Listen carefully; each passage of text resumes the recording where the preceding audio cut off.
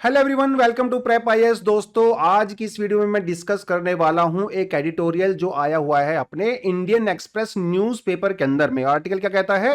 Abrogate the treaty.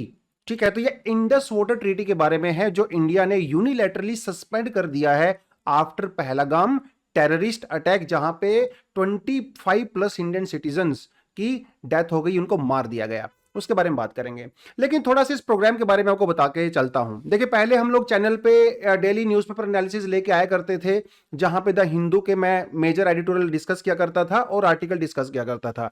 वो कुछ time के लिए बंद हो गया था बिकॉज हम लोगों ने कोई दूसरे प्रोग्राम यहाँ पे लॉन्च किए थे। तो काफी लंबे समय से बातचीत चल रही थी कि न्यूज़पेपर से कुछ ना कुछ जो है वो दोबारा से शुरू किया जाए, बिकॉज आप भी काफी समय से डिमांड कर रहे थे कि सर कुछ लेके आया जाए। और हालांकि भी प्रीलिम्स आने वाला है, लेकिन ये जो प्रोग्राम हम लोगों ने शुरू किया है वो मेंस के पर्सपेक्टिव से डिस्कस करेंगे, क्योंकि यहां पे हम लोग एडिटोरियल लेके आएंगे आपके लिए डेली एक एडिटोरियल। क्योंकि प्रीलिम्स के लिए ऑलरेडी काफी कंटेंट एग्जाम जो है चैनल पे आ चुका है। आप 10 ईयर जो पीवाईक्यूज हैं वो भी प्रोग्राम ज्वाइन कर सकते हो।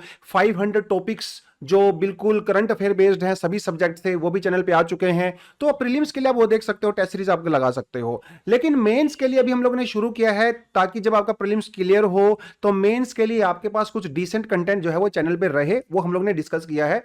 और यहां पे हम लोग वही टॉपिक डिस्कस करेंगे जो हमें लगता है कि एग्जाम के लिए आपके लिए बेनिफिशियल हो सकते हैं। एक दो बात आपको और बताना चाहूंगा, क्योंकि प्रोग्राम ये सीरीज जो है अभी हम लोगों ने नई नई लॉन्च की है। बेसिकली मेरा कोशिश ये रहेगा कि इस वीडियो में हमारा जो कंटेंट है वो सिर्फ एग्जाम तक ही लिमिटेड ना रहे। एग्जाम मतलब इसमें हमारा जो कंटेंट है वो सिर्फ एडिटोरियल तक ही लिमिटेड ना रहे, बल्कि एडिटोरियल से थोड़ा सा ज्यादा बाहर जाके हम लोग इसको डिस्कस कर सकते हैं, क्योंकि एडिटोरियल में काफी सब्जेक्टिविटी होती है। तो इसमें डिफरेंट पॉइंट ऑफ व्यू हम लोग जो है यहाँ पे इंक्लूड कर सकते हैं। क्योंकि कई बार ऐसा हो सकता है कि जो पर्सन एडिटोरियल को लिख रहा है, जो एक्सपर्ट लिख रहा है, उसका अपना एक पर्सपेक्टिव, अपनी एक बायसनेस भी हो सकती है, लेकिन एग्जाम के पर्सपेक्टिव से थोड़ा हमें उससे बियॉन्ड जाना पड़ता है, हमें दूसरी डायमेंशंस को भी देखना पड़ता है। तो उस पर्सपेक्टिव से इसको हम लोग करने वाले हैं। तो चलिए शुरू करते हैं। नई सीरीज है तो कोशिश करूंगा कि आपके लिए बेस्ट पॉसिबल वे में कंटेंट लेके आया जाए। जितनी इन्फॉर्मेशन एग्जाम के लिए चाहिए उतनी आपको मिले, क्योंकि देखे करने को तो आप यार इन टॉपिक से पीएचडी कर सकते हो, लेकिन अपने को पता है कि भैया एग्जाम में हमें को 150 वर्ड्स या 250 वर्ड्स लिखने हैं, तो अपने को थोड़ा लिमिट भी करना पड़ेगा। तो थोड़ा सा शॉर्ट फॉर्म में, थोड़ा सा एनालिसिस वाली फॉर्म में हम इसको डिस्कस करने वाले हैं। आप चाहे तो मेरे साथ नोट्स भी बना सकते हो, लेकिन अगर आप वीडियो देखते हो और उसके बाद एडिटोरियल वगैरह पढ़ते हो तो डेफिनेटली ये जो इन्फॉर्मेशन आपके सबकॉन्शियस माइंड में भी जाती है, और अगर आप आंसर वगैरह लिखते हो, प्रैक्टिस करते हो, तो डेफिनेटली आपको बहुत बेनिफिट इसका मिल जाता है। तो आज का जो टॉपिक है वो हम लोग करने वाले हैं इंडस वाटर ट्रीटी। और ये जो एडिटोरियल है वो इंडियन एक्सप्रेस के अंदर भी आया हुआ है, द हिंदू में भी कई सारे एडिटोरियल आ चुके हैं। तो टॉपिक क्योंकि थोड़ा पुराना हो चुका है, तो अब तक हर न्यूज़पेपर में, हर जगह पे ये टॉपिक कवर हो चुका है। लेकिन टॉपिक की इंटरेस्टिंग बात ये है, जिस दिन से एडिटोरियल्स ये आ रहे हैं या आर्टिकल्स आ रहे हैं, तब से इसके अंदर कुछ ना कुछ नई इंफॉर्मेशन हमें देखने को मिल रही है। जनरली हमें क्या पता होता है कि इंडस वाटर ट्रीटी है, कब साइन हुई थी, कौन सी रिवर्स मिलती हैं, लेकिन इसके पीछे भी एक काफी अच्छी खासी कहानी है इसके पीछे, जो कि एज अ यूपीएससी एस्पिरेंट आपको जाननी चाहिए, जो यूजुअली हम लोग अपनी बुक्स वगैरह में नहीं पढ़ते हैं, क्योंकि वहां पे स्पेस की कमी होती है, बहुत सारी चीजें होती हैं। खैर, तो आज डिस्कस करने वाले हैं हम लोग इंडस वाटर ट्रीटी। तो मेरे साथ बने रहें। वीडियो की लेंथ कुछ भी हो सकती है, देखिए डिपेंड करता है वही टॉपिक ऑफ द डे। जिस दिन लगेगा उस दिन वीडियो आधे घंटे की भी हो सकती है, मे भी ज्यादा हो सकती है। जिस दिन लगेगा कि टॉपिक थोड़ा छोटा है तो कम भी हो सकती है। तो लेंथ का मैंने यहाँ पे ऐसा कोई फिलहाल अपने लिए क्राइटेरिया नहीं यहाँ पे डिसाइड किया है, over a course of time हम लोग कर सकते हैं। तो आर्टिकल देखिए क्या कहता है, द हिंदू का ये एडिटोरियल है, क्या कह रहा है? Indus water treaty suspended, India has many options says experts. वहीं जो आज एडिटोरियल आया है इंडियन एक्सप्रेस के अंदर, वो क्या कहता है? Abrogate the treaty. मतलब यहाँ पे जो हमारे ऑथर हैं वो सीधा सीधा कह रहे हैं भैया इस ट्रीटी का कोई मतलब नहीं है। टाइम बदल चुका है, रियलिटी बदल चुकी है, रिलेशंस बदल चुके हैं, इंटरनेशनल रिलेशंस भी चेंज हो चुका है, फॉरेन पॉलिसी चेंज हो चुकी है। तो आज के टाइम में 2025 में हम लोग 1960s की ट्रीटी को एज इट इज नहीं ढो सकते। या तो इसके अंदर चेंज करिए, इसको सस्पेंड करके कुछ नया लेके आइए। और जिस तरह से पाकिस्तान में हरकतें कर रहा है बॉर्डर पे इतने लंबे समय से, यार बहुत इग्नोर किया इंडिया ने, है ना। समय आ चुका है कि हम लोग पाकिस्तान के ऊपर दबाव तो बनाए ही, उसके साथ साथ लीगली और जो जायज है वो इंडिया को हमारा शेयर मिले। ओके, तो थोड़ा सा ये सब हम लोग डिस्कस करने वाले हैं। तो क्या एक्चुअली इंडिया ने इस ट्रीटी को सस्पेंड कर दिया है? देखिए, जब लीगल डॉक्यूमेंट्स की बात आती है और लीगैलिटी की बात आती है, चाहे इंटरनेशनल लॉ हो, चाहे बायलैटरल हो, नेशनल हो, वहां पे हम लोगों ने सस्पेंड वर्ड का यूज एज सच नहीं किया है। इंडिया ने जो लेटर लिखा है अबाउट ट्रीटी के सस्पेंशन के बारे में पाकिस्तान की गवर्नमेंट को, उसमें इंडिया ने लिखा है कि इंडिया फिलहाल इस ट्रीटी को होल्ड पे कर रहा है। हालांकि सस्पेंड ही होता है ये, बट इंडिया ने लिखा है होल्ड पे करेगा द ट्रीटी इन अबेयंस। ये अबेयंस वर्ड का यहां पे यूज किया है। अगर आप थोड़ा बहुत आर्टिकल वगैरह पढ़ने में इंटरेस्टेड होते हैं तो इंडियन एक्सप्रेस के अंदर एक अलग से आर्टिकल भी दिया हुआ है। देखिए, Indus water treaty Shimla agreement in abeyance. Even the Hindu के अंदर एक आर्टिकल है जहां पे इस अबेयंस वर्ड का मतलब बताया गया है। तो भाई देखिए, अबेयंस वर्ड का मतलब ये है फिलहाल के तौर पे कि लीगली हम लोगों ने ट्रीटी को कर दिया है सस्पेंड। जो रूल्स एंड रेगुलेशंस थे इस ट्रीटी के, या इंडिया जिन चीजों के लिए अकाउंटेबल था, फिलहाल हम वो नहीं है। जो इसके अंदर आर्बिट्रेशन हुआ करता था, जो डिस्प्यूट रेजोल्यूशन हुआ करता था, जो कंडीशंस हुआ करती थी, फिलहाल के लिए वो सस्पेंड कर दी गई हैं।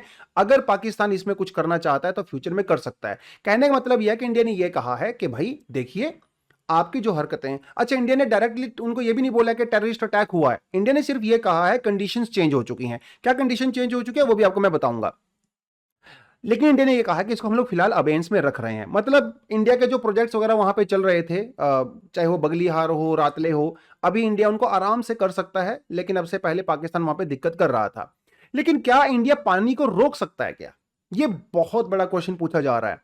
क्योंकि न्यूज़पेपर वगैरह में आप देखोगे या न्यूज चैनल में आप आजकल देखोगे, मीडिया में सब लोग ये कह रहे हैं कि इंडिया पाकिस्तान के पानी को रोक देगा, पानी बूंद बूंद से तरस जाएगा, वो इस तरह की बातें हो रही हैं। लेकिन एक्चुअली ग्राउंड पे ऐसा नहीं होता है। भाई देखिए, जब हम लोग चेनाब की बात करते हैं, झेलम की बात करते हैं, इंडस की बात करते हैं, these are one of the world's largest rivers, और they are there for millions of years. जब से हिमालय बना है तब से वो रिवर फ्लो कर रही है, इवन उससे पहले से फ्लो कर रही है इंडस। तो गेटिंग माय पॉइंट? तो इनके पानी को रोकने की पावर क्या इंडिया के पास है? चलिए, रोकेंगे भी नहीं, डाइवर्ट तो कर सकते हैं, लेकिन क्या डाइवर्ट भी कर सकते हैं? Answer is no. फिलहाल इंडिया के पास ऐसा इंफ्रास्ट्रक्चर नहीं है कि हम लोग इनके पानी को रोक दें या इनके फ्लो को कम कर दें या डाइवर्ट कर दें। फिलहाल देखिए, हमारे पास वैसा इंफ्रास्ट्रक्चर नहीं है। लेकिन जो 2-4 डैम हम लोगों ने वहां पे बनाए हैं जो वर्किंग है, हाँ, उससे हम लोग 5 to 10% पानी को डेफिनेटली कट डाउन कर सकते हैं। लेकिन फिलहाल रोक नहीं सकते, डाइवर्ट नहीं कर सकते। हाँ, एक्सपर्ट्स का यह कहना है अगर इंडिया फ्यूचर में अपने आप को रेडी करना चाहता है इस तरह की चीजों को लेके, तो हां, हमें अगले से 10 साल, 15 साल, 20 साल तक बिलियंस ऑफ डॉलर्स जो हैं यहां पे इंफ्रास्ट्रक्चर के अंदर इन्वेस्ट करने पड़ेंगे, ताकि या तो हम पानी को रोक सके या उसको डाइवर्ट कर सके। लेकिन फिलहाल जो है वो ऐसा नहीं है। अब देखिए, बात करते हैं भैया, क्या इंडिया इस ट्रीटी को सस्पेंड कर सकता है क्या? भाई, आप में और मेरे बीच में एक अग्रीमेंट हुआ है, ओके। अगर मैं अपनी मर्जी से अग्रीमेंट से पीछे हट गया तो फिर अग्रीमेंट का पर फायदा ही कुछ नहीं हुआ। भैया, अग्रीमेंट टिकेगा, ये काम करेगा, इसके लिए भी तो कोई प्रोविजन होना चाहिए। भैया, जब अब दो लोगों के बीच में अग्रीमेंट होता है तो वो डिसाइड करते हैं, देखो भाई, ये अग्रीमेंट अगले 20 साल के लिए है या अगले 50 साल के लिए है, ऐसा होगा। या फिर हम बोलेंगे यार चलो ऐसा करते हैं, अग्रीमेंट कर लेते हैं, इसका कोई टाइम लिमिट नहीं रखते हैं, फ्यूचर में देखेंगे क्या होगा। अगर फ्यूचर में सिचुएशन चेंज होती है, हम दोनों एक और अग्रीमेंट कर सकते हैं about the suspension of that particular previous agreement. ऐसा ऐसा कुछ कुछ हम लोग कर सकते हैं। इंडस वाटर ट्रीटी में भी कुछ कुछ ऐसा ही हुआ। इस ट्रीटी में जब किया गया था 1960 में, तो किसी भी कंट्री को यूनिलैटरली इसमें से विड्रॉ करने का राइट नहीं था। बेसिकली इस ट्रीटी के अंदर ऐसा कोई प्रोविजन ही नहीं है कि कोई कंट्री अपने आप से विड्रॉ कर सकती है, और इसकी कोई एक्सपायरी डेट भी नहीं है। भाई, ये दुनिया का, मैं तो कहूंगा, one of the only river project है जिसके अंदर कोई एक्सपायरी डेट नहीं है। अदरवाइज आप बाकी अग्रीमेंट देखोगे, कोई 15 साल, 20 साल, 50 साल, 100 साल का तो अग्रीमेंट होता है। इसका मतलब सीधा सीधा सा ये हुआ कि कोई भी कंट्री लीगली इससे पीछे नहीं हट सकती है। बट यहां पे एक वर्ड यूज किया गया है, फंडामेंटल चेंज। अब ये बहुत बड़ा वर्ड है, इसमें आप बहुत सारी बातचीत कर सकते हो। इंडिया ने जो लेटर लिखा है पाकिस्तान को, उसके अंदर ही हम लोगों ने फंडामेंटल चेंज उनको कहा है। हमने कहा कि देखिए भाई, जब ये ट्रीटी हुई थी तो सिचुएशन अलग थी, अब सिचुएशन अलग है, अब फंडामेंटल चेंजेस आ चुके हैं। और इंटरनेशनली भी जो वियना कन्वेंशन है या यूएन की कन्वेंशन है, वो लोग भी कहीं ना कहीं फंडामेंटल चेंज में अलाउ करते हैं कि आप ट्रीटी से पीछे हट सकते हो। लेकिन फंडामेंटल चेंज अलग अलग चीजें होती हैं, इसकी बड़ी ब्रॉड डेफिनेशन होती है। देखिए इंडिया ने क्या कहा, इंडिया ने कहा भाई 1960 से लेके आज तक 65 ईयर हो चुके हैं। पिछले 65 ईयर में दुनिया बदल गई है भाई, हमारी डेमोग्राफी चेंज हो गई है। 1960 में जब नेहरू जी ने किया होगा उस समय पॉपुलेशन कुछ और रही होगी, उनकी नीड्स अलग होंगी, इंडस्ट्री अलग तरह की होगी। वैसे तो उस समय इंडस्ट्री ना के बराबर ही होती थी कश्मीर में, अब तो अच्छी खासी है। तो उस समय पे सिचुएशन कुछ और थी, अब सिचुएशन है कुछ और। तो फंडामेंटल चेंज आ चुका है, पहली बात इंडिया ने ये कही। दूसरी बात इंडिया ने ये कही भैया क्लाइमेट चेंज, उस समय तो क्लाइमेट चेंज कोई जानता ही नहीं था। 1990s के बाद जब सैटेलाइट्स वगैरह ने पिक्चर वगैरह क्लिक करना शुरू किया तो पता चला भाई क्लाइमेट चेंज भी एक चीज होती है, टेम्परेचर दुनिया का बढ़ रहा है।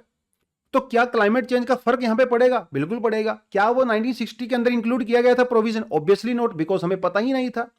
अब यहां पे एक चीज देखिए, हमारी 6 रिवर हैं बेसिकली यहां पे, ठीक है। हमारे पास सतलुज है, ब्यास है, रावी है, चेनाब है, झेलम है और इंडस है। ओके, इसमें जो सतलुज, ब्यास और रावी हैं ये हमारी इंडिया की रिवर्स हैं, ठीक है, जो कि लोअर स्लोप से निकलती हैं। वहीं जो चेनाब, झेलम और इंडस है, इनके अंदर जो पानी आता है वो हाई ग्लेशियर से आता है। अब देखिए, जो क्लाइमेटोलॉजिस्ट हैं या जो जियोलॉजिस्ट हैं, इनका यह कहना है कि भाई क्लाइमेट चेंज की वजह से क्या हो रहा है, वो ग्लेशियर्स जो कि सतलुज, ब्यास और रावी इनको पानी सप्लाई करते हैं, वो ग्लेशियर बहुत फास्ट तरीके से मेल्ट कर रहे हैं और हो सकता है 1950-60s तक आते आते वो ग्लेशियर पूरी तरह से खत्म हो जाए। तो ग्लेशियर के मेल्ट होने से दो फर्क पड़ते हैं, एक होता है शॉर्ट टर्म, एक होता है लॉन्ग टर्म। शॉर्ट टर्म में क्या होता है, रिवर के अंदर पानी ज्यादा हो जाता है जिससे फ्लड आता है, ऑब्वियसली भाई ग्लेशियर जब मेल्ट होंगे तो ऑब्वियसली होगा ही। लॉन्ग टर्म में क्या होता है, because now your glaciers are gone तो योर रिवर्स आर ड्राई, उस समय में ड्रॉट हो जाता है, फैमिन हो सकता है, फूड सिक्योरिटी हो सकती है, बहुत सारी चीजें हो सकती हैं।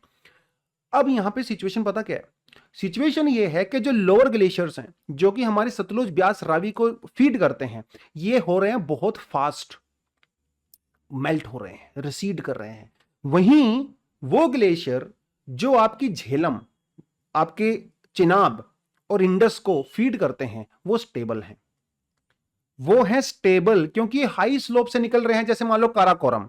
और जियोलॉजिस्ट जो है यहां पे टर्म यूज की जाती है जिसे कहते हैं काराकोरम अनोमली। काराकोरम अनोमली का मतलब यह है कि काराकोरम रेंज के जो ग्लेशियर्स हैं दे आर स्टेबल, इवन कई बार तो यह देखा गया है दे आर इवन इंक्रीजिंग। तो इसका मतलब यह हुआ कि जो पाकिस्तान को रिवर दी गई हैं उनको तो बेनिफिट है क्योंकि उनका तो पानी घट ही नहीं रहा है, लेकिन जो इंडिया को मिली है इनके तो ग्लेशियर बेचारों के सूख रहे हैं। तो इंडिया ने कहा कि भाई देखो फंडामेंटल चेंज आ चुका है, डेमोग्राफी का चेंज आ चुका है और ये ग्लेशियर जो कि क्लाइमेट चेंज है इसका चेंज आ चुका है। तो नए सिरे से, नई रियलिटी के हिसाब से हमें नया ट्रीटी या तो बनाना पड़ेगा या फिर देखते हैं क्या होगा। तीसरी जो चीज इंडिया ने कही है वो कही है भैया गुड फेथ। ये ट्रीटी कही गई थी इंडिया की तरफ से गुड फेथ में कि भाई पाकिस्तान हमारा हिस्सा था पाकिस्तान पहले, अब पाकिस्तान एक सेपरेट कंट्री हो चुका है, नया कंट्री है, तो उनकी हेल्प करने के पर्सपेक्टिव से हम लोगों ने उनको पानी दिया, क्योंकि पाकिस्तान इकोनॉमी यूजुअली जो है वो अग्रेरियन इकोनॉमी है, तो पानी उनको चाहिए, ठीक है, पीने के लिए भी चाहिए, इरिगेशन के लिए भी चाहिए। गुड फेथ में किया गया था, अगर इंडिया चाहे तो नहीं भी करता, ऐसी तो कोई बात नहीं थी, फिर भी इंडिया ने गुड फेथ में किया। लेकिन पाकिस्तान को गुड फेथ का मतलब नहीं पता है, उनको गुड फेथ का कभी से मतलब नहीं पता था।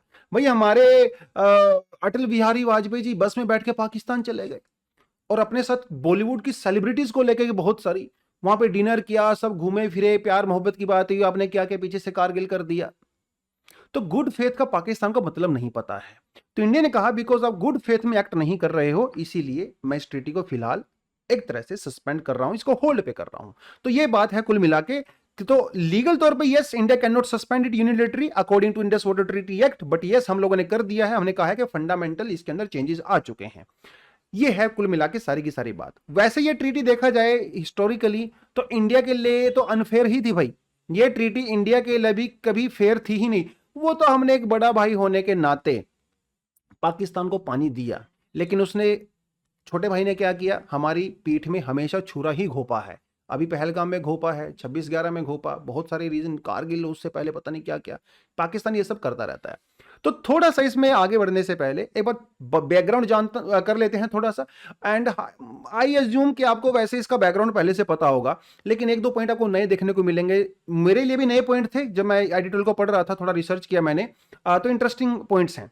एक बार थोड़ा बैकग्राउंड देख लेते हैं। देखिए भाई, 1947 में जो है पार्टीशन हुआ, हर चीज का पार्टीशन हुआ, है ना, लैंड का पार्टीशन हुआ, लोगों का पार्टीशन हुआ, हर चीज का, रेल का, अरे चेयर पेन पेंसिल तक जो सरकारी डिपार्टमेंट में होती थी उनका बंटवारा हुआ। तो पानी का बंटवारा तो होना ही था। तो 1947 में जो है वो पार्टीशन हुआ इंडिया का। उसके बाद चीजें बदली, लेकिन जब कश्मीर के ऊपर अटैक कर दिया पाकिस्तान ने, लेकिन 1950s में इंडिया ने पाकिस्तान के ऊपर दबाव बनाने के लिए एक तरह से टेम्परेरीली इस पानी को थोड़ा बहुत होल्ड किया था। तो पाकिस्तान चिल्लाने लगा दुनिया भर में, यूएन में चला गया, अमेरिका के पास चला गया, वो सब चीजें हुई। आप एक बात मान के चलिए, उस समय कोल्ड वॉर शुरू हो चुका था, यही 1945 के बाद कोल्ड वॉर शुरू हो चुका था। उस कोल्ड वॉर में Pakistan very very close to USA, right? ये तो हमें पता ही है, India was close to USSR. अब क्योंकि पाकिस्तान यूएसए का अलाई था, वो यूएसए के पास गया पाकिस्तान, उसने कहा देखिए यार ये तो मुझे पानी नहीं दे रहे हैं। अमेरिका ने थोड़ा सा पाकिस्तान इंडिया के ऊपर दबाव बनाया, वर्ल्ड बैंक को भी कहा, क्योंकि वर्ल्ड बैंक तो अमेरिका की ही सुनता है भाई, सीधी सी बात है। तो वर्ल्ड बैंक ने भी इंडिया के ऊपर दबाव बनाया, उधर से अमेरिका ने दबाव बनाया, और फाइनली जो है कुछ साल के नेगोशिएशन के बाद 1960 में वर्ल्ड बैंक की मीडिएशन के साथ इंडस वाटर ट्रीटी को साइन कर लिया गया। ठीक है, तो कराची में साइन हुई थी ये सितंबर 1960 को। इंडिया की तरफ से नेहरू जी थे और पाकिस्तान के जो प्रेसिडेंट थे मिस्टर आयूब खान, और वर्ल्ड बैंक ने जो प्रेजेंटर थे वो थे यूजन ब्लैक मिस्टर, और एज ए गारंटर के तौर पे। तो ये ट्रीटी को भाई हमने साइन फाइनली कर लिया गया। अब देखिए जो बात मुझे थोड़ा मतलब वियर्ड लगी, अब ये देखिए उस समय पे सिचुएशन क्या थी। पहले तो 47 से पहले तो हम लोग ब्रिटिश इंडिया का पार्ट हुआ करते थे। ब्रिटिशर्स ने क्या किया था, इस पूरे नॉर्थ वेस्ट इंडिया वाली जगह से एग्रीकल्चर रिसोर्सेज को एक्सप्लॉइट करने के लिए यहां पे डिसेंट कनाल सिस्टम बनाया था। यह कनाल सिस्टम दुनिया का सबसे डेंस कनाल सिस्टम माना जाता है। लेकिन जो पाकिस्तान का पंजाब प्रोविंस है, यहां पे ज्यादातर जो कनाल बनाई गई थी इस रीजन में, वो सतलुज के ऊपर थी और रावी के ऊपर थी। ठीक है, झेलम चेनाब वगैरह को यूज करके उतनी कनाल्स नहीं बनी थी।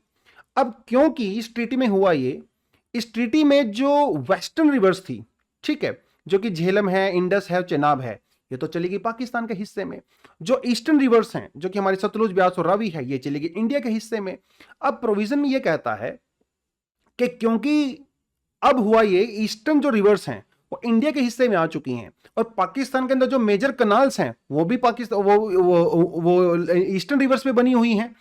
तो इसका मतलब पाकिस्तान को यहां पे डिसएडवांटेज मिला। वर्ल्ड बैंक ने क्या किया, इंडिया को यह कहा कि भाई पाकिस्तान को अपना जो कनाल सिस्टम है वो ईस्टर्न रिवर से वेस्टर्न रिवर के अंदर शिफ्ट करना है, इसीलिए पाकिस्तान को हेल्प किया जाए। और हमने पाकिस्तान को $62 मिलियन दिया। ये हल्का फुल्का अमाउंट नहीं है, इवन ये 2025 के हिसाब से भी हल्का अमाउंट नहीं है। आपको ऐसा लग सकता है सर $62 मिलियन तो हमारे जो है जो अंबानी साहब का जो है पॉकेट मनी है एक साल का, इतना आज भी बहुत बड़ा अमाउंट है $62 मिलियन। सोच के देखिए, तब हम लोगों ने $62 मिलियन पाकिस्तान को देने के लिए अग्री किया। क्यों किया? ताकि पाकिस्तान वेस्टर्न रिवर्स के बेसिस पे कनाल सिस्टम डेवलप कर सके। ये हम लोगों ने किया।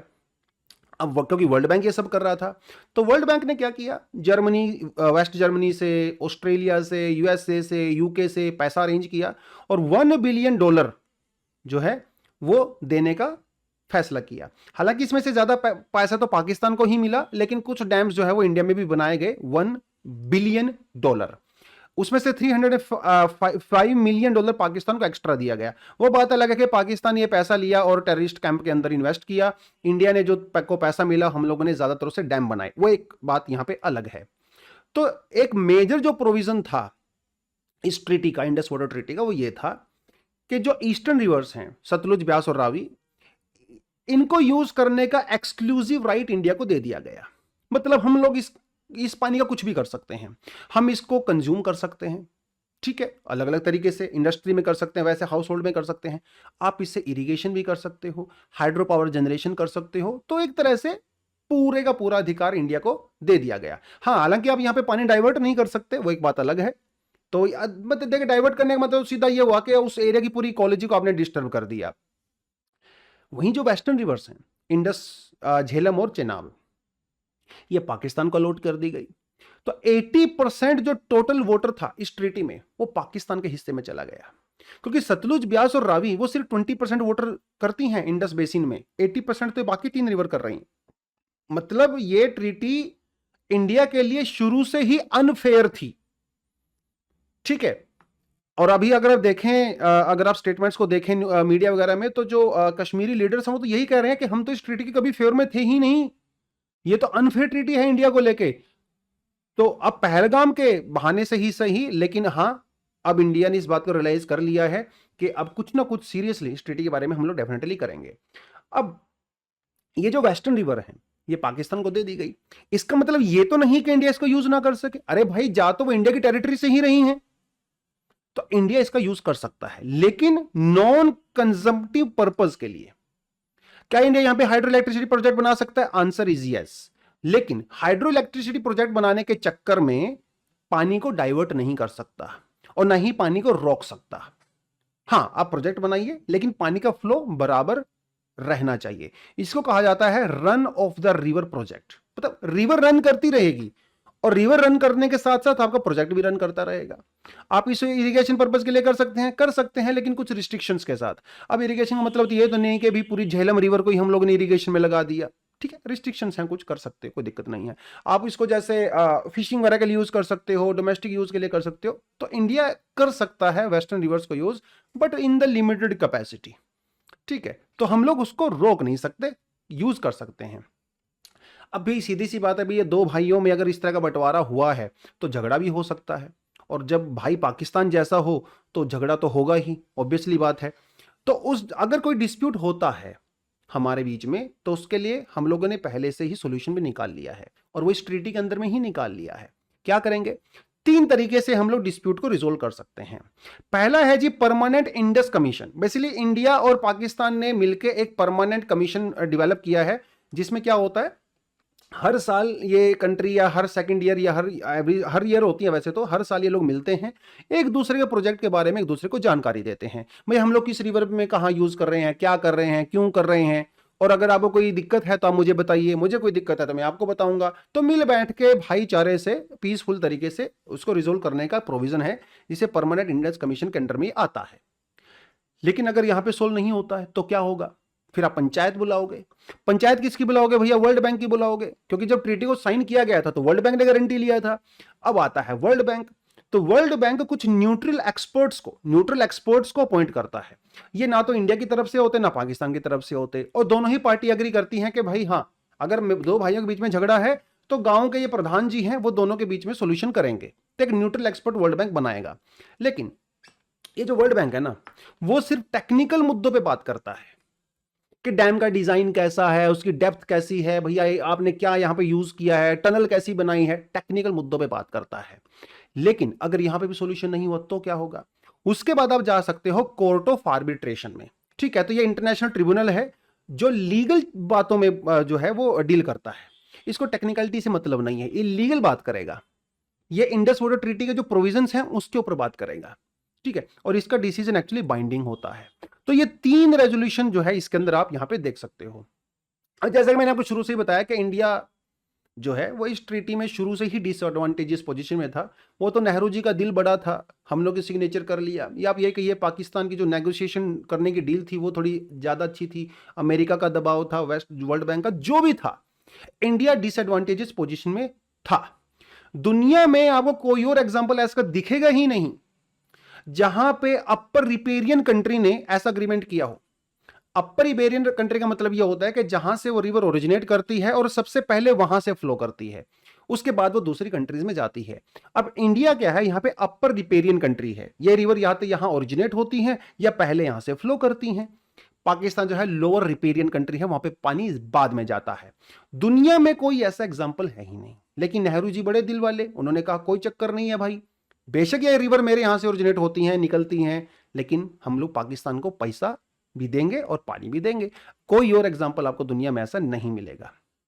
ये गुड फेथ में किया गया था, कोई गलती नहीं है, सही बात है, करना भी चाहिए। टर्की, इथोपिया, चाइना, ये भी अपर रिपेयरिंग कंट्रीज हैं, लेकिन इन्होंने तो कभी किसी कोई ऐसा अग्रीमेंट किया ही नहीं कभी किसी दूसरी कंट्री के साथ। अरे भाई, टर्की तो पाकिस्तान का खासम खास दोस्त है।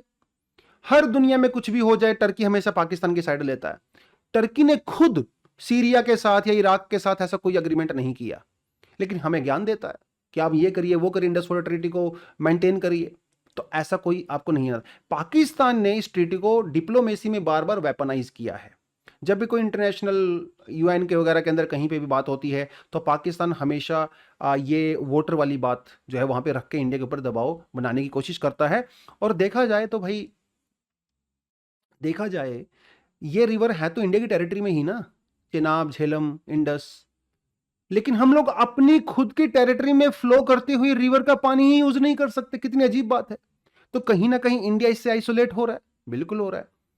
लेकिन फिर भी हम लोगों ने ये ट्रीटी किया, ये समझ के कि पाकिस्तान के पास कोई और ऑप्शन है नहीं, लिमिटेड ऑप्शन है, और एक बड़ा कंट्री होने के नाते हम लोगों ने उनका सपोर्ट किया। तो पाकिस्तान के लिए ये ट्रीटी और ये रिवर्स एक्सट्रीमली इंपॉर्टेंट है भाई। पाकिस्तान देखिए, it receives 80% of total water flow from this river. Pakistan में टोटल 80% पानी तो यहीं से आ रहा है। पाकिस्तान का जो पंजाब प्रोविंस है, जो कि एग्रीकल्चर पे बेस्ड है, उसका भैया 85% तो खाना यहीं से, वाटर यहीं से आ रहा है। और पाकिस्तान की फूड की रिक्वायरमेंट का 85% पंजाब प्रोविंस से आता है। और पंजाब प्रोविंस किस पे डिपेंड करता है? झेलम पे, चेनाब पे, इंडस वाटर रिवर डिपेंड करता है। तो पाकिस्तान के लिए बहुत जरूरी है। पाकिस्तान का एग्रीकल्चर सेक्टर वहां के जीडीपी में 25% कंट्रीब्यूट करता है। और ये 25% कहां से आ रहा है? इंडस से आ रहा है। Getting this point? पाकिस्तान की रूरल पॉपुलेशन का 70% इनकम यहां से आता है। तो गरीब आदमी तो इनके ऊपर ही डिपेंड करता है। और पाकिस्तान एक वाटर स्ट्रेस्ड कंट्री है। पाकिस्तान में ज्यादा पानी है नहीं। बलूचिस्तान वगैरह में तरह वहां पे तो वैसे भी पानी वानी नहीं है। उस तरफ अफगानिस्तान वाले एरिया में जाओगे तो वैसे ही वहां पे पानी नहीं है, डेजर्ट एरिया लगभग। तो पानी तो यहीं से आ रहा है भाई। 2018 में एक आईएमएफ की रिपोर्ट आई थी, उसने कहा कि Pakistan is the one of the most water stressed nation in the world. Pakistan की जो पर कैपिटा वाटर अवेलेबिलिटी है that is only 1000 cubic metres, जो कि काफी कम है। कराची वगैरह में तो हालत इतनी ज्यादा खराब है कि वहां पे प्राइवेट टैंकर से पानी की सप्लाई की जाती है। और वहां पे प्राइवेट टैंकर वगैरह सप्लाई करने का पूरा माफिया चलता है कराची के अंदर। पाकिस्तान की हालत ये खराब है। और इंडस वाटर ट्रीटी में 80% वाटर जो है वो जाता है पाकिस्तान को। अब देखिए जरा, जब हम लोग बात करते हैं बेसिन एरिया की, बेसिन एरिया बेसिकली क्या होता है? एक रिवर होती है, उसकी ट्रिब्यूटरीज होती हैं, उसको मिला के बेसिन एरिया बोलते हैं, जो उसका बेस बनाता है। इंडस वाटर का 40% बेस पाकिस्तान में है, या पाकिस्तान ऑक्यूपाइड है, कश्मीर भी आप इसमें मान के चल सकते हो। 47% है। और पानी सो कितना मिल रहा है? 80%। कितनी बड़ी बात है ये। 40% बेसिन में उनको 80% पानी मिल रहा है। इंडिया में 39% रिवर बेसिन है, जबकि इंडिया को सिर्फ 20% पानी मिल रहा है। बाकी थोड़ा बहुत अफगानिस्तान में भी है, चाइना में भी है 14%। तो इंडिया तो डिसएडवांटेजेस पोजीशन में है ही, इसमें कोई डाउट नहीं है। लेकिन पाकिस्तान को जब हम लोगों ने ट्रीटी भी किया, उसके बाद भी इतनी सारी चीजें हुई, कभी सपोर्ट नहीं किया भाई। Internationally this is the most successful treaty when it comes to water sharing between two countries, और वो भी वो कंट्री जो आपस में दुश्मन है। 65 में वॉर हुआ, 71 में हुआ, कारगिल में हुआ, रोज जो है सीज फायर वायलेशन होता है, टेररिस्ट अटैक होते हैं। उसके बाद भी हम लोगों ने इस ट्रीटी के बारे में कभी कुछ खास हम लोगों ने दबाव बनाने की कोशिश नहीं की। हाँ, कभी कभी ठीक है कि इलेक्शन रैली वगैरह के अंदर हम लोग बोल देते हैं कि ब्लड और पानी एक साथ नहीं बह सकता, वो बात अलग है। लेकिन कभी ऑफिशियली हम लोगों ने ऐसा करने की कोशिश नहीं की। बट पाकिस्तान ने क्या किया? छुरा ही घोंपा है। इंडस वाटर ट्रीटी के प्रोविजंस का बार बार यूज करके पाकिस्तान ने इंडिया को बहुत सारे प्रोजेक्ट्स को करने से रोका है या उनको डिले किया है। भाई, अगर हम लोग कोई प्रोजेक्ट बना रहे तो बनाने दो ना यार। पहली बात तो हम लोग तुम्हें पहली एडवांटेज दे रहे हैं, ऊपर से तुम जो हमारे पर प्रेशर भी डाल रहे हो। चाहे सलाल हो, तुलबुल तो प्रोजेक्ट बन ही नहीं पाया, क्योंकि पाकिस्तान उसको पहले वर्ल्ड बैंक में ले गया, फिर आर्बिट्रेशन में ले गया। बगलीहार डैम 1999 के अंदर बनना शुरू हुआ, पाकिस्तान ने इसको लेके भी दिक्कत क्रिएट कर दिया। किशन गंगा प्रोजेक्ट जो झेलम की ट्रिब्यूटरी है, जिसे पाकिस्तान के अंदर नीलम कहते हैं, यहां पर उन्होंने प्रोजेक्ट जो है दिक्कत करनी शुरू कर दी। रातले प्रोजेक्ट वगैरह यहां पर उन्होंने दिक्कत कर दी। जब भी इंडिया कुछ भी हाथ लगाता है प्रोजेक्ट वगैरह बनाने के लिए, पाकिस्तान हमेशा पगला जाता है। प्रोविजन क्या है, पहले हमारा जो परमानेंट कमीशन है वहां पे जाओ, पाकिस्तान परमानेंट कमीशन में नहीं जाता। दूसरा प्रोविजन क्या कहता है, भैया वर्ल्ड बैंक जाओ। अब हुआ ये लास्ट टाइम तो पाकिस्तान वर्ल्ड बैंक भी नहीं गया, न्यूट्रल एक्सपर्ट के पास भी नहीं गया, वो सीधा गया, चला गया आर्बिट्रेशन पे। इंडिया ने कहा मैं मानूंगा ही नहीं।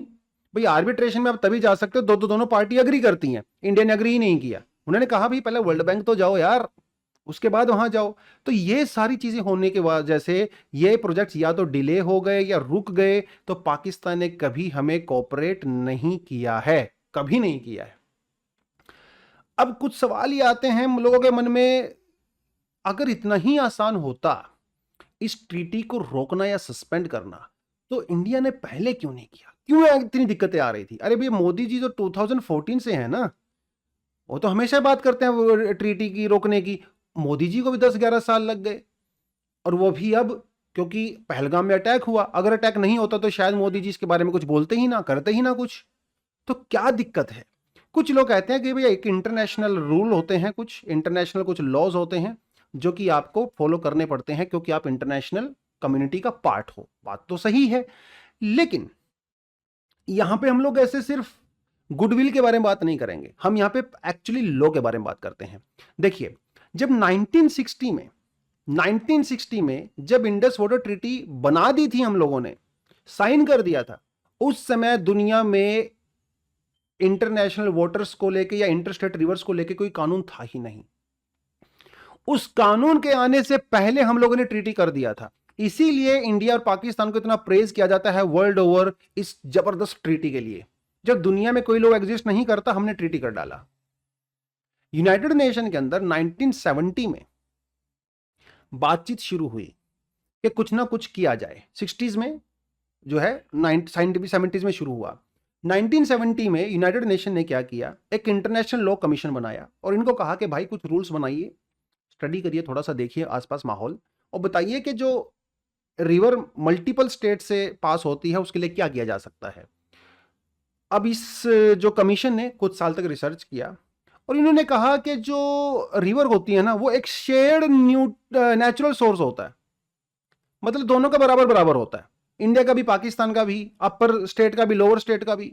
अब कई सारे कंट्रीज इसमें बिगड़ गए, उन्होंने कहा ये आपने कैसे कह दिया। टर्की बिगड़ गया, टर्की ने कहा कि नहीं नहीं, मेरी रिवर है, मेरे यहां से पास होती हैं, तो मुझे ज्यादा अधिकार होना चाहिए। तो कई सारी कंट्री ने जब इसके लिए ऑब्जेक्शन किया तो ये ड्राफ्ट फेल हो गया। तो यूनाइटेड नेशन ने फिर उससे उनको कहा भाई थोड़ा देख लीजिए, है ना, ऐसे तो बात नहीं बनेगी। तो उन्होंने कहा साहब ठीक है। फिर वो दूसरी ट्रीटी को लेके आए, अग्रीमेंट मतलब प्रोविजंस को लेके आए, और उस प्रोविजन के बेसिस पे 1997 के अंदर पहली बार united nation water course convention हम लोगों ने अडॉप्ट कर लिया। दुनिया की 103 कंट्रीज ने जो है इसको सपोर्ट किया। इंडिया ने वोट नहीं किया, चाइना ने इसके अपोजिशन में वोट किया, टर्की ने इसके अपोजिशन में वोट किया, एक आधी अफ्रीकन कंट्री बुरुंडी वगैरह उसने इसके अपोजिशन में वोट किया, पाकिस्तान ने भी इसके अंदर वोट नहीं किया, और फाइनली ये ट्रीटी 2014 में बनकर तैयार हो गई। अब एक सोचने की बात यह है कि भाई जब इंडिया इसका पार्ट ही नहीं है ट्रीटी का, तो इंडिया इस ट्रीटी का रूल क्यों फॉलो करे? ये भी तो बड़ी बात है। हमारे पास एक वियना कन्वेंशन ऑफ लॉ है, वियना कन्वेंशन ऑफ लॉ के अंदर बड़ी सी वेग टर्म यूज की गई है, तो इंडिया उसका भी कोई खास, इंडिया कहता है कि भाई हम तो लीगल तौर पे इसको सस्पेंड कर रहे हैं। अब वो तो लीगल मामला बाद ही बात करेंगे, लेकिन 43 कंट्री ने यूनाइटेड नेशन की इस कन्वेंशन को सपोर्ट ही नहीं किया, रेटिफाई किया। अब तक सिर्फ 43 कंट्री ने किया है, 103 कंट्रीज ने अग्री किया था, लेकिन सिर्फ 43 कंट्री ने रेटिफाई किया, और इंडिया ने तो रेटिफाई किया ही नहीं। इसीलिए इस ट्रीटी के लॉज इंडिया के ऊपर लागू नहीं हो सकते, क्योंकि इंडिया ने इसको रेटिफाई किया ही नहीं है। हाँ, यहां पे एक सवाल उठता है, वो सवाल ये उठता है कि हमारे पास है वियना कन्वेंशन ऑन लॉ, ठीक है, हमारे पास एक Vienna convention on law treaty है जो ये कहती है कि किसी भी दो कंट्री के बीच में या दो से ज्यादा कंट्री के बीच में जब कोई ट्रीटी होती है तो उसको कैसे प्रोसीड कर सकते हैं। और ये लॉ कहता है कि अगर फंडामेंटल चेंज होता है तब कोई कंट्री उस चीज उससे पीछे हट सकती है। अब इंडिया ने यही तो कहा, इंडिया ने कहा भैया फंडामेंटल चेंज हो चुका है कि आपने गुडविल में काम नहीं किया, फेथ में, आपने क्लाइमेट चेंज वगैरह हम लोगों ने एग्जाम्पल दिया। लेकिन टेररिज्म, क्या टेररिज्म के बेसिस पे किसी ऐसी ट्रीटी से पीछे हटा जा सकता है? इंटरनेशनल वो, अब इंटरनेशनल जो हमारी इंडस वाटर ट्रीटी है, यहाँ पे टेररिज्म वर्ड यूज नहीं किया गया है। और लोगों का यह कहना है कि इस ट्रीटी के बाहर का मामला है टेररिज्म, इसलिए टेररिज्म के बेसिस पे हम लोग ट्रीटी को से बाहर नहीं आ सकते, क्योंकि ये टेररिज्म से डील करता ही नहीं है। अब ये तो लीगल मामला है, लेट्स सी इसमें आगे क्या होगा, वो सोचने वाली बात है। लेकिन मैंने आपको पहले बताया कि ट्रीटी अपने आप में बहुत यूनिक है, क्योंकि दुनिया में ऐसा कहीं और एग्जाम्पल है ही नहीं जब कोई ट्रीटी परमानेंट हो और आप इससे बाहर नहीं आ सकते। एक ट्रीटी है, कोलंबिया ट्रीटी है, ये यूएसए और कनाडा के बीच में। वो ट्रीटी ऑलमोस्ट परमानेंट है, लेकिन 2024 में लास्ट ईयर उसके अंदर अमेंडमेंट किया गया और यह कहा गया कि अगर कोई कंट्री उससे बाहर आना चाहता है तो कम से कम 10 साल का आपको नोटिफिकेशन देना पड़ेगा। मतलब वो भी परमानेंट नहीं है। तो दुनिया की एकमात्र जो परमानेंट ट्रीटी है वाटर के बारे में वो ये है भाई, हमारे वाली, ठीक है, और जिसमें इंडिया डिसएडवांटेजियस पोजीशन में था। टर्की ने ऐसा कोई डील नहीं किया सीरिया के साथ, इराक के साथ। चाइना ने किसी साउथ ईस्ट एशियन कंट्री के साथ ऐसा कोई डील नहीं किया हुआ है। तो ये तिब्बत से जो रिवर ओरिजिनेट होती हैं वो south Asia, south east Asian countries में जाती हैं। चाइना ने तो कोई ऐसा डील नहीं किया, लेकिन चाइना इंडिया को जरूर ज्ञान देगा कि आप डील कर लो, मान लो, दुनिया भर की बातें करेगा। लेकिन भाई आपने खुद तो कभी डील नहीं किया। आपने इंडिया के साथ कोई डील नहीं किया, आपने म्यांमार के साथ डील नहीं किया, आपने थाईलैंड के साथ, किसी के साथ कोई डील नहीं किया, जबकि रिवर तो आपके यहां से निकलती हैं। तो ये जो हिपोक्रेसी है कंट्रीज की, और ये जो पाकिस्तान का जो स्टैंड है इस ट्रीटी को लेके, जो हमेशा ही ट्रीटी से बेनिफिट भी लेता रहा और टेररिज्म को सपोर्ट करता हो रहा, उन सारी बातों में अब ये ट्रीटी का सस्पेंशन हुआ है। अब ये सस्पेंशन कितने दिन तक रहता है, इसमें कैसे और फंडामेंटल चेंज फ्यूचर में होते हैं ट्रीटी में, इंटरनेशनल कम्युनिटी यहाँ पे क्या कहती है, यूनाइटेड नेशन का क्या रोल होगा, ये एक बहुत बड़ी बात है। क्योंकि आप ये चीज भी सोच के देखिए कि अगर कोई कंट्री एक ऐसी ट्रीटी से बाहर आ जाती है जो इतने लंबे समय तक अलाइव रही बहुत अच्छे से, और आप यूनिलेटरली उससे बाहर आ जाते हो, तो कहीं ना कहीं इंटरनेशनल कम्युनिटी में एक मैसेज आता है कि यार ये कंट्री पे भरोसा नहीं कर सकते। तो वो देखना पड़ता है। सिर्फ भावनाओं में बह के हम ट्रीटी, या कोई भी कंट्री ट्रीटी सस्पेंड नहीं कर सकता। लॉज भी देखने पड़ते हैं और फ्यूचर भी देखना पड़ता है ना। अगर फ्यूचर में लेट्स से इंडिया को चाइना से कोई डील करना हुआ, क्योंकि ब्रह्मपुत्र रिवर, बहुत सारे रिवर्स तो चाइना से ही निकल रही हैं, तिब्बत से निकल रही हैं, तो चाइना भी कल को ये बहाना दे सकता है कि यार मैं तुमसे एग्रीमेंट नहीं करूंगा, क्योंकि तुमने तो पाकिस्तान वाला एग्रीमेंट कैंसिल कर दिया और तुम तो एग्रीमेंट से अपना भी बाहर निकल जाते हो। ऐसे बहुत, म्यांमार भी ऐसा कर सकता है। तो हमें फ्यूचर भी देखना पड़ेगा और हमें प्रेजेंट भी देखना पड़ेगा। लेकिन हाँ, पाकिस्तान अपनी हरकतों से बाज नहीं आता है। हमने बहुत मौके दे के देख लिए, हमने कभी इस ट्रीटी को सस्पेंड करने की बात नहीं की। इतना बड़ा दिल I don't think so world में किसी और कंट्री का होगा कि ऐसी कंट्री के साथ जो हमारे यहाँ पे इनोसेंट लोगों को आके मारता है और फिर भी हम लोग उसके पानी दे रहे हैं, और जबकि हम लोग डिसएडवांटेजेस पोजीशन में हैं। उस सभी के बीच में ये ट्रीटी पे बातचीत अभी शुरू हुई है और एक्शन हुआ है। ये जरूरी था, ये बहुत जरूरी था। तो लेट्स सी आगे क्या होता है, तो देखना रहेगा। और ये था हमारा आज का डिस्कशन। थोड़ा लंबा डिस्कशन हो गया, क्योंकि मैंने आपको पहले ही कहा कि कोई ऐसा टाइम कंस्ट्रेंट हम लोग यहाँ पे नहीं रखेंगे, क्योंकि मेंस के पर्सपेक्टिव से जब डिस्कस करते हो तो थोड़ा सा इन डेप्थ चला ही जाता है। एंड आई होप आपको जो पॉइंट पहले से पता होंगे इस ट्रीटी के बारे में, हमने आपके पॉइंट्स में थोड़ा बहुत वैल्यू एडिशन किया होगा। अगर वैल्यू एडिशन किया है तो वीडियो को लाइक जरूर करें, चैनल को सब्सक्राइब करें, क्योंकि ये एडिटोरियल हम लोग रेगुलरली अभी आपके लिए लाएंगे। Thank you very much, all the best, जय हिंद।